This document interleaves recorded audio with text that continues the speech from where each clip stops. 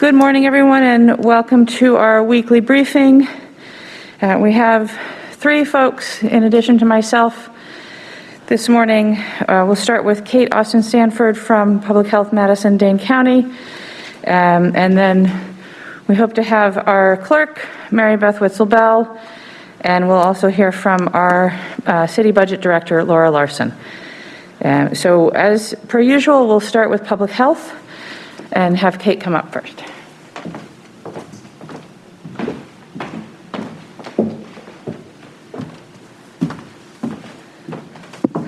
Good morning. Thank you for being here. My name is Kate Austin-Stanford, pronouns she, her, and hers, and I am the Director of Operations for Public Health Madison, Dane County. A few updates this morning. As of today, we have over 13,000 cases of COVID-19 in Dane County. That number sits at 13,243 cases. This afternoon, we will release a snapshot of our updated data with a lot of detail for you, but the few details I can share right now are the 14-day average without UW included is now about 156 cases per day. With UW, this number is 172 cases per day. And we've unfortunately seen cases rising over the past week after they were decreasing the week previous. The number of cases affiliated with UW over the past 2 weeks is now only at 9% of our total cases across the city and the county. And right now, there are 92 people hospitalized with COVID in Dane County, which is unfortunately another record day. We are seeing hospitalizations in every single age group. And as we reported yesterday, we are now in a crisis model of contact tracing. So we have consistently been seeing more than 150 cases per day of COVID in our community, and this severely limits our ability to contact all cases and the contacts of those cases quickly enough to disrupt the spread of COVID-19. So we've moved to a crisis model of contact tracing, and so with this model, what that means is a person who tests positive will still be notified by their healthcare provider or the testing center and given isolation instructions. That will not change. However, a public health contact tracer may not be able to follow up with all people to support isolation. So we in public health will prioritize contacting individuals with a positive diagnosis before providing contact tracing. And this is a tool that can help prevent the spread of the virus. We do ask that people who test positive for COVID-19 notify their close contacts that they have been exposed. This is a shift. And we encourage folks to use and visit our website. There are numerous documents and guidelines available for anyone in the community on what you should do if you are sick or were possibly exposed to COVID-19. Should case counts decline, public health may be able to resume contact tracing, but we don't know when case counts will fall, and this all depends on community's collective actions. Importantly, we do want to remind people that you need to always act as if you have COVID-19 and could be spreading it to others. If you go outside your home, stay 6 feet from others, wear your mask, don't hang out in big groups, don't go to events like weddings and parties, and if you feel at all sick, stay home from work and activities and please get tested. If you do those things, you will greatly lower your chances of being exposed to COVID-19. And even if you are exposed, you will greatly lower the chances of you spreading it further within the community. And all of those guidelines hold true when we're thinking about all of the upcoming events on the calendar. We do have a Badger game tomorrow, and so again, all of the standard public health guidance and our orders are in place, and we'd encourage folks to maintain physical distance. If you watch the game, please watch the game with those in your household, discouraging any larger gatherings. And we've been working as a department with bars across the Regent Street area, as well as houses there, and visiting houses and talking to folks about just best practices on how to reduce the spread of COVID-19 because we're seeing these increased case levels across the community. Thank you.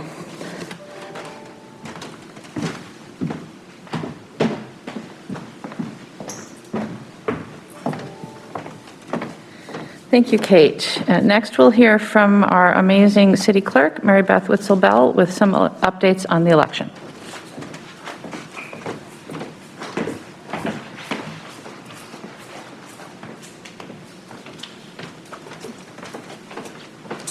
Good morning. Sorry, I lost track of time working in the office, so I might repeat something the mayor has already said.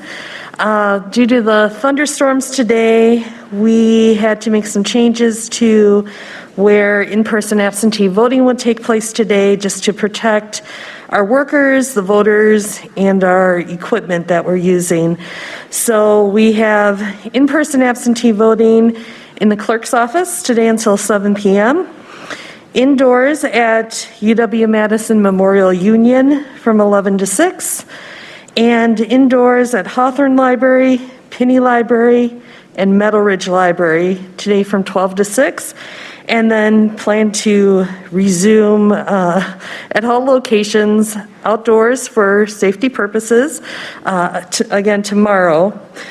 So far, we've issued 106,564 absentees. Of those, 82,309 have been returned to be counted, and 2,865 of those were returned via Dropbox. 4,542 were cast in person at our absentee voting sites, so we've seen about 2,000 absentee voters per day since we started in-person absentee voting on Tuesday. We are up to 189,244 registered voters, and 29,524 of those voters have registered since the August primary. We are fully staffed for Election Day and even have more poll workers than are needed, so we have some cushion if we have large number of cancellations due to COVID, which we would anticipate given the COVID numbers that we've seen recently in Dane County. But we will still have enough poll workers to have 92 polling locations fully staffed and be able to give people an opportunity to vote safely at the polls on Election Day if they choose to do so. Thank you.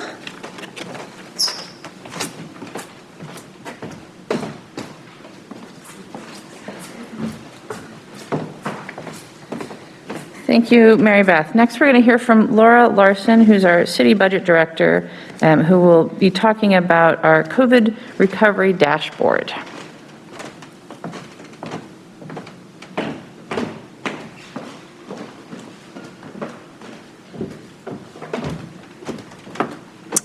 Good morning, everyone.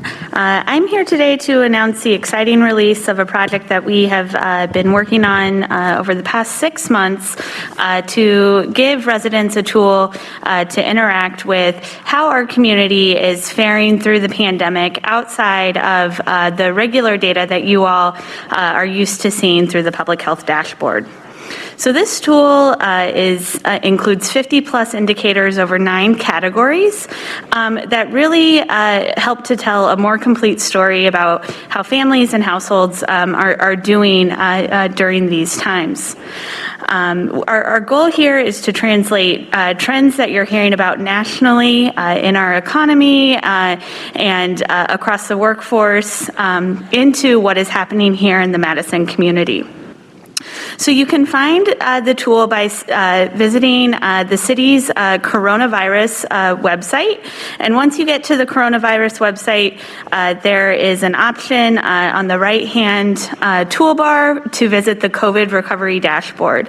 And once you click on that link, you're going to see this screen that's just going to tell you a little bit about what it is that you're seeing, some information about how to navigate the tool, and then finally you're going to see the actual dashboard itself organized by those 9 categories. Once you identify a category that you want to learn a little bit more about, you can click on the category and the indicators themselves are going to load. Now, these indicators are updating on a regular basis, and if you want to learn more about a specific indicator, you can click on the I button, and what you're going to see is where that information is coming from, how frequently it's updated, and then just a short synopsis of what the indicator is. So this particular indicator is outstanding water bills, and so this is something that we've been comparing by month in 2020 compared to 2019. This is actually an interesting indicator. This is something where we were expecting to see that delinquency on the water bills would be higher than 2019, but actually you can see since the pandemic we have seen a trend upward, but at a much lower trend than what we actually saw in 2019.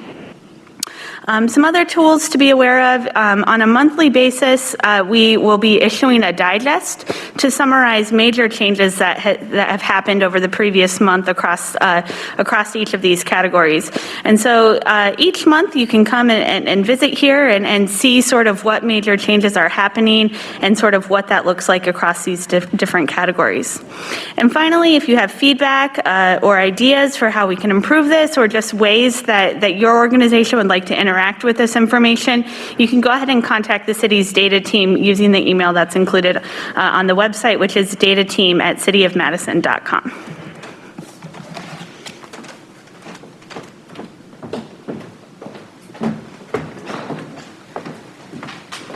Thank you, Laura, and thanks to all of the folks on the data team that worked on the dashboard. I'm very excited to be able to share this information with our residents in this shiny new format. So I have a number of reminders and updates. We'll start with election season. As Mary Beth said, we have issued quite a few absentee ballots, and we have over 80,000 of them that have already been returned to be counted. And we have over 4,000 folks who have voted early in person. And so just reminding folks that if you're not already included in those numbers, you should be. And so we'll go through a number of reminders about how you can vote. So if you are one of the folks that has requested your absentee ballot but not yet returned it, please remember that we have 14 secure ballot drop boxes that are placed around the city. 13 of them are at our fire stations, and one is at the Elver Park shelter.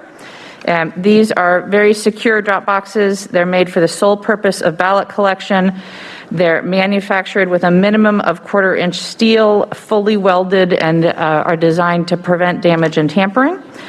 And sworn election officials will pick up the ballots from these secure drop boxes and deliver them directly back to the clerk's office every day.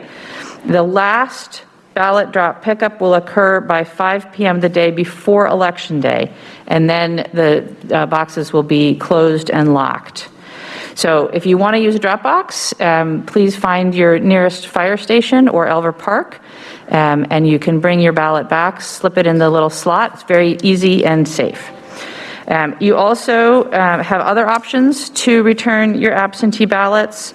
You can mail it back, but please do so as soon as possible if you're planning to use the mail.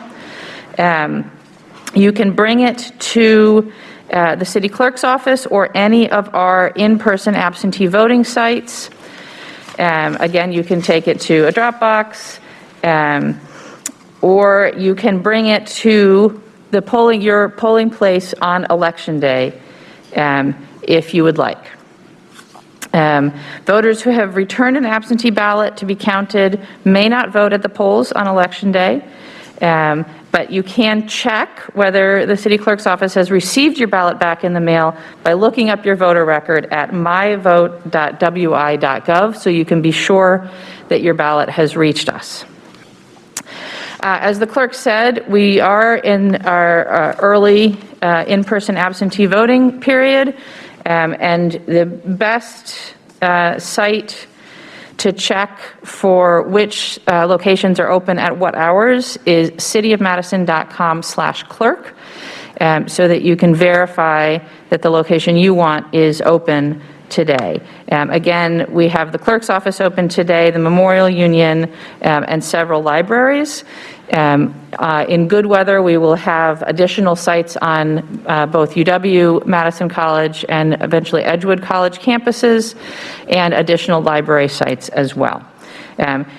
The early in-person absentee process is safe and secure and easy.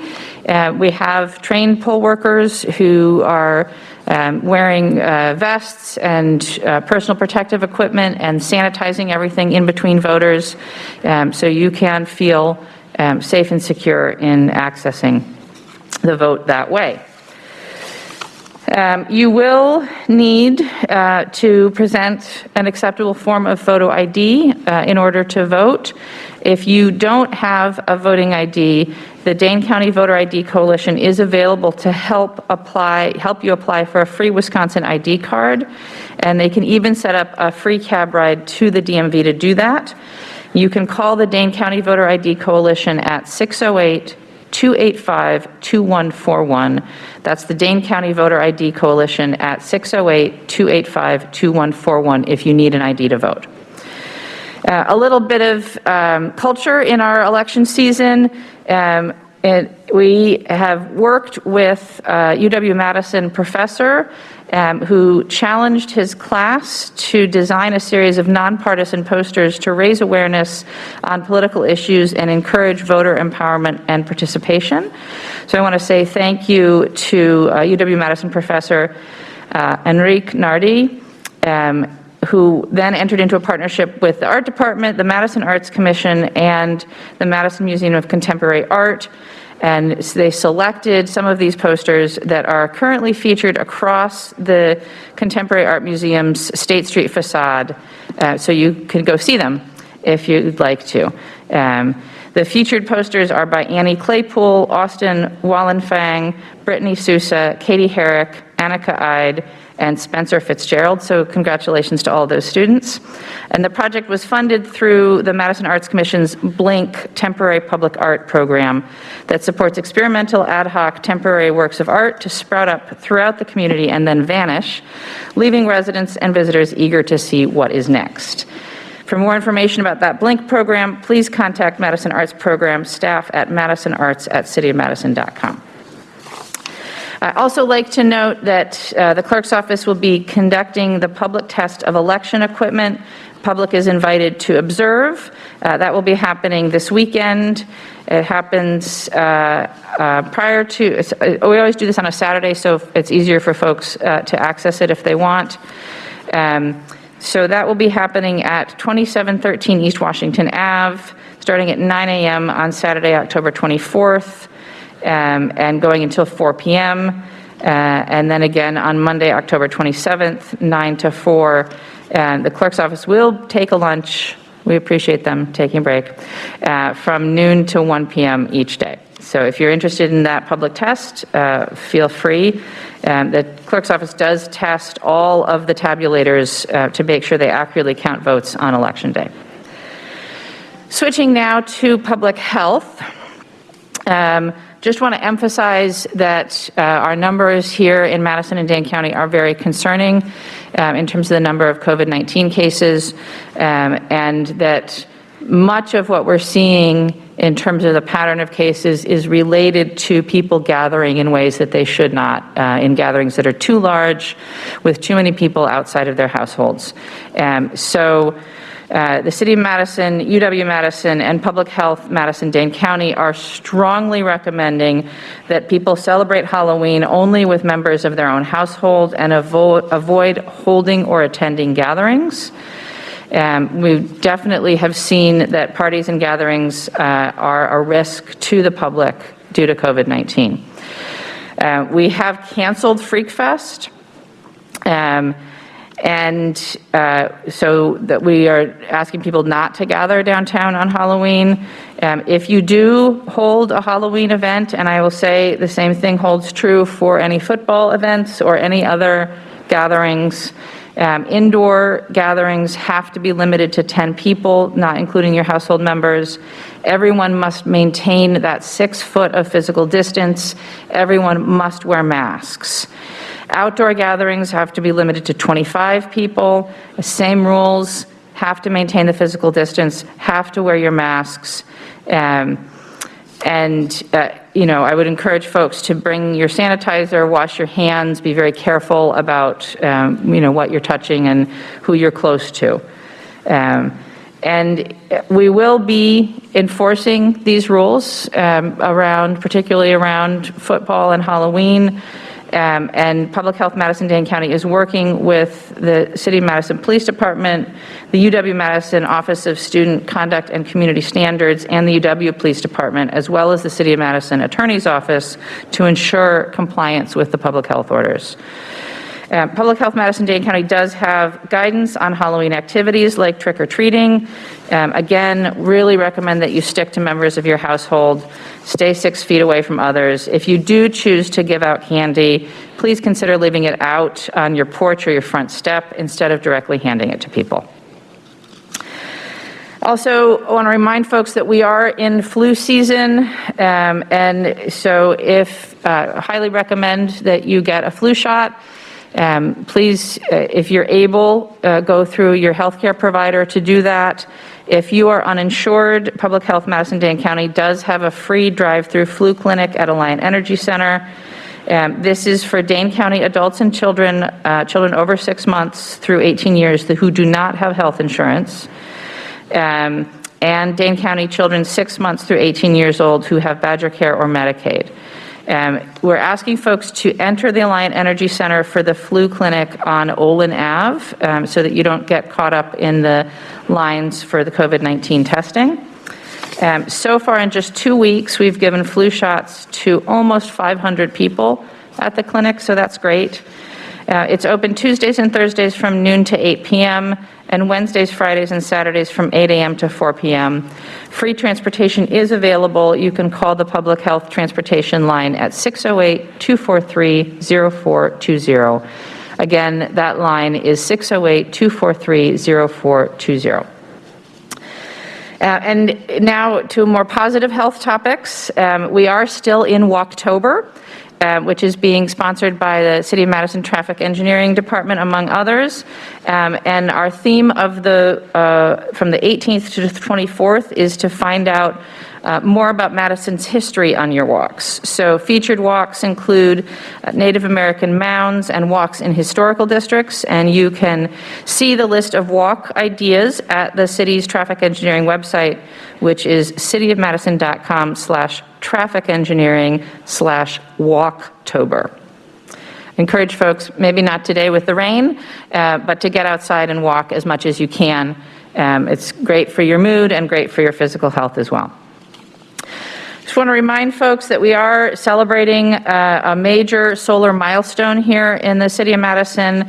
We have reached our 1 megawatt goal of installed solar on city roofs, and we did that with a Metro Transit installation on the bus barn. We have now 2.5% of our building electric use is provided by solar power. And this solar production offsets roughly 950 metric tons of carbon dioxide emissions per year, which is the equivalent to the emissions of an average passenger vehicle driving 2.3 million miles. 26 city buildings have solar installations, and there are many more to come. My proposed capital budget and improvement plan will achieve our next 1 megawatt of solar in just 2 years, and after that, starting in 2023, we'll be installing close to 1 megawatt every year. We're doing this through engineering's Green Power training program. The trainees installed the Metro Transit solar installation, and they come in with little to no electrical skills. They're taught to install solar. Over the lifespan of the program, they've installed roughly 2,561 solar panels. And they may start as trainees, but we train them up and we formalize pathways to grow them into more senior positions in our public works departments over time, or of course they can enter the solar industry. Next up, we received as a city a shout out from President Barack Obama on Twitter. Earlier this year, I and many members of the Common Council signed on to former President Obama's Reimagining Policing Pledge, which calls on local officials to review and reform use of force policies, redefine public safety, and combat systemic racism within law enforcement. And the former president, saluted Madison's efforts around our Civilian Oversight Board on his Twitter feed recently, highlighting how community groups nominated members of this new Civilian Police Oversight Board. The Oversight Board was passed unanimously by the Common Council at their September 1st meeting. Thanks to the diligent efforts of the Madison Police Department Policy, Procedure, and Review Ad Hoc Committee and Alders Moreland, former Alder Moreland, and Alders Bedar and Kemble. That list of appointees was approved October 6th, and the committee will start meeting in November. I also want to give an update on our work around a homeless men's shelter. As we announced this week, the county and the city are partnering to find a long-term solution to homeless men's shelter that will take it out of the basements of churches, which has been our solution for the past 35 years. And since COVID-19 hit, we have worked together, city and county and many agencies, to rapidly rehouse homeless families and individuals, moving people out of the shelters into hotels and other accommodations. And currently, homeless men are housed at the Warner Park Community Center. The city and the county have both agreed to put in $3 million for a total of $6 million to support the acquisition and renovation of property for use as a permanent men's shelter. We had announced a location, but the owner of that location has withdrawn from the purchase agreement, so we are now working on an alternate location. And moving forward, the task is to consult with the public and to build on conversations that are already beginning regarding the scope of services that will be provided at this location. Those decisions will be made collaboratively with the city, county, and other community stakeholders, and will determine the scale and design of the new facility. So we are still moving that project forward. Update from our library. Effective immediately, all public library locations reopen their book drops for 24/7 return of library materials. So if you have a book, you can take it back to the book drop. Just a reminder that our Madison libraries are now fine-free, so you will not incur a fine for returning your materials late, but please do return them. And I will end, as I always do, with community resources. If you need help with housing, please call our housing helpline, 608-264-0549, or email housinginfo@cityofmadison.com. If you need help accessing internet or phone service, please call the Public Service Commission at the state at 608-267-3595. If you need help finding a child care provider, please call Community Coordinated Child Care at 608-216-7022. For emergency food options or other help accessing social services, please call United Way of Dane County at 211 or text your zip code to 898-211. And finally, a reminder that the city has started up our Financial Navigator program to help residents navigate financial issues related to the COVID-19 pandemic. You can start by filling out a short form at cityofmadison.com/financial hotline, or you can call 608-315-5151. Again, 608-315-5151. These resources and more are posted at cityofmadison.com. Click on the Community Resources link. And finally, upcoming meetings. Today, Thursday the 22nd, we have a 4:30 p.m. Housing Strategy Committee meeting, a 5 p.m. Disability Rights Committee meeting, and a 6 p.m. Body-worn Camera Feasibility Review Committee meeting. On Monday the 26th, there's a 4:30 Finance Committee meeting and a 4:30 Sustainable Madison Committee meeting. On Wednesday the 28th, the 2:30 Committee on Aging and a 5 p.m. Transportation Commission meeting. Those meetings and many more are listed on the city website. They're all virtual, and you can find the agendas and how to sign up to either watch the meeting or register to speak at them. All right, that was a lot. I'm sure we've got questions, so let's see what we've got. We have one question for public health and 3 for the clerk. All right, so we'll start with public health.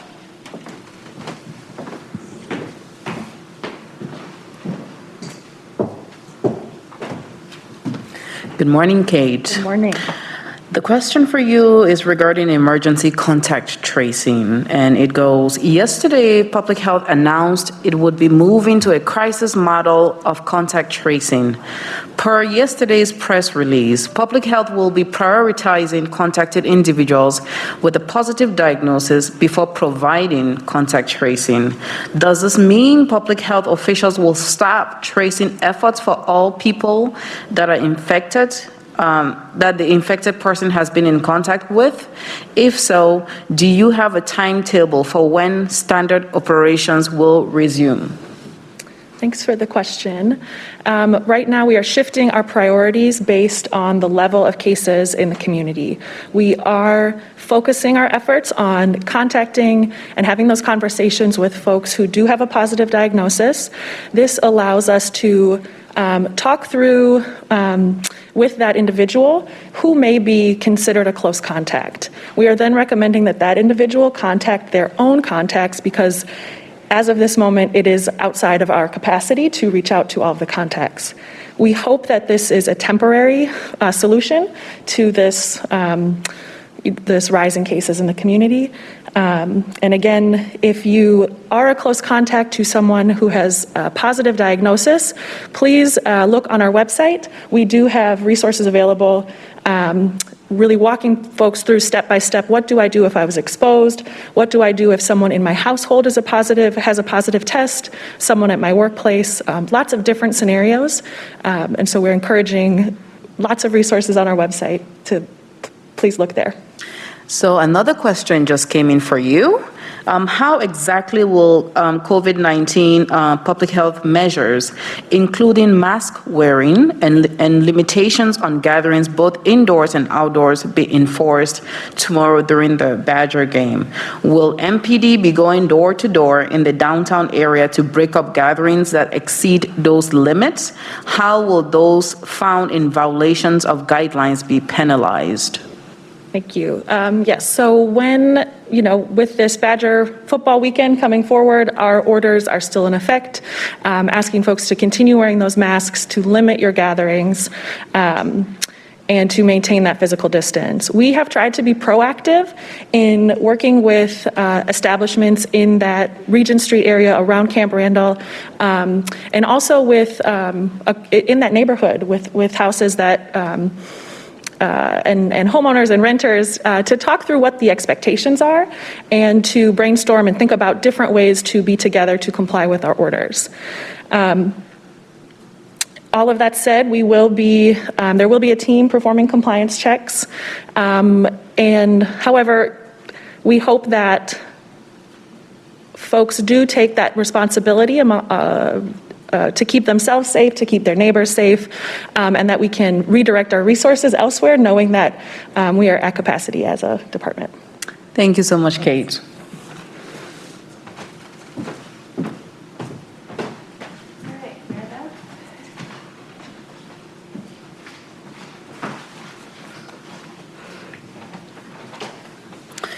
Good morning, Mary Beth. Good morning. Many thanks to you and your colleagues for the hard work. The first question for you is regarding curbside voting. Curbside voting will be available only to voters who, due to age, illness, and disability, cannot make it into the in-person absentee voting location. Does this mean you will have to turn away voters? No. Curbside voting is truly that. It's for people who are unable to enter the building. And so we are watching for people to pull up in front of the city-county building who need us to come out to them.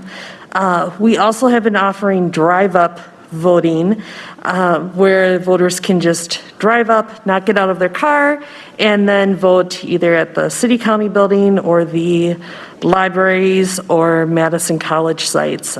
We have not been offering drive-up voting on the UW campus because most people there are on foot. So for today, given the weather, we are trying to limit the amount of time that our election employees need to spend out in the thunderstorms. So today we will still be running out to curbside voters who need us to come out to them, but others we are asking to come into the sites that are open so we can help them inside. Okay, thank you.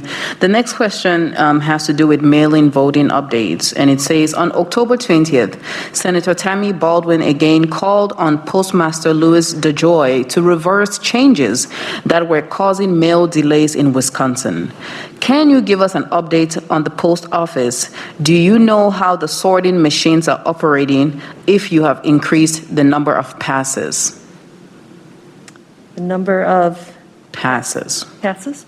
I don't know how many things are passing through the equipment at the post office, but I do have weekly meetings with the post office and ongoing communication with our local postmaster. And what we have found, based on feedback from voters, is that 2 days after we put a ballot in the mail, it often is in that voter's mailbox. So that seems even faster than the post office has been telling people. The post office has been saying, give it up to a week to travel through the mail. So one thing to keep in mind is that the people who are delivering our mail here in Madison are also members of our community, and they have been doing their very best to make sure that the election mail gets prioritized. When we do hear from a voter who has been expecting their ballot and it hasn't shown up yet, we have tracking information available through the post office now, and the post office is willing to do some investigations for us. So I know of one situation where a ballot was returned to us as undeliverable and it should not have been, and the post office immediately investigated that to figure out what was going on. And the last question for you is regarding moving voting indoors. And it says, this likely won't be the last time that voting will get moved indoors due to the weather. Is there any confusion or delays right now at the voting locations, or do you feel they are well prepared for situations like this? We have not seen a line in the city-county building today. We have more stations set up, but we haven't seen a backup of people waiting to vote absentee. I think the thunderstorms are probably keeping a few people home who otherwise might have gone to their nearest library, and they may be going to the library tomorrow instead to vote when the weather is nicer, so they're not standing outside in a thunderstorm, which is understandable. If it's just rain, we can handle that at most of our locations, but once it becomes a thunderstorm or a really heavy rainstorm, then that's a different situation. Thank you so much.